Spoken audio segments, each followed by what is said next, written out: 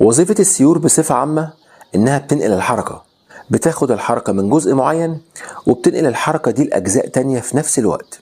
احنا عارفين طبعا إن وظيفة الدينامو إنه بيحول الحركة الميكانيكية لطاقة كهربائية، وهي دي اللي بتشغل كل أجهزة السيارة والإنارة وأجهزة الكاسيت والمكيف، وكمان بتعيد شحن البطارية نفسها.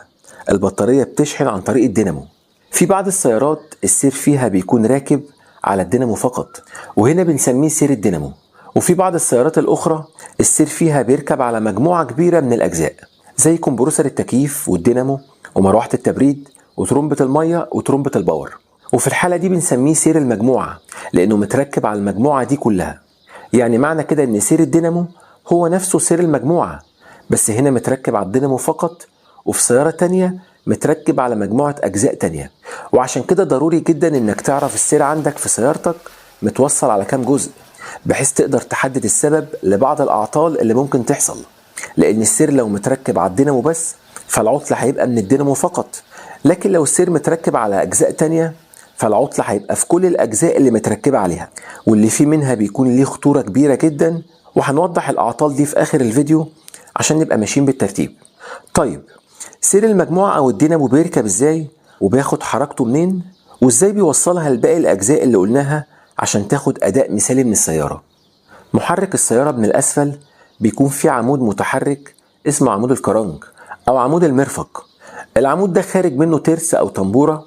الطنبورة دي هي اللي بيركب عليها سير المجموعة، والطنبورة دي هي اللي بناخد منها الحركة. باقي أجزاء السير بيركب على طنبورة الدينامو أو على مروحة المكيف ومروحة التبريد وترمبة المية وترمبة الباور على حسب نوع السيارة عندك. السير بيكون متركب عليهم بطريقة ملتوية زي الشكل اللي قدامنا كده، وفي بعض السيارات بيكون متركب عليه شداد علشان يخلي السير مشدود وغير مرتخي، ومتركب عليها كمان بكر مدور زي كده عشان يسهل حركة السير في الالتواء والالتفاف في اتجاهات مختلفة. فانت اول ما بتشغل المحرك عمود المرفق بيشتغل، فالسير بياخد الحركة منه يوصلها لباقي الأجزاء التانية في نفس الوقت، وطول ما المحرك شغال فالأجزاء دي شغالة باستمرار. هنروح بقى للجزء المهم في الفيديو، وهنعرف من خلاله الأعراض اللي بتحصل من تلف سير المجموعة، وإزاي تكشف عليه، وإزاي تتصرف لو السير قطع منك على الطريق.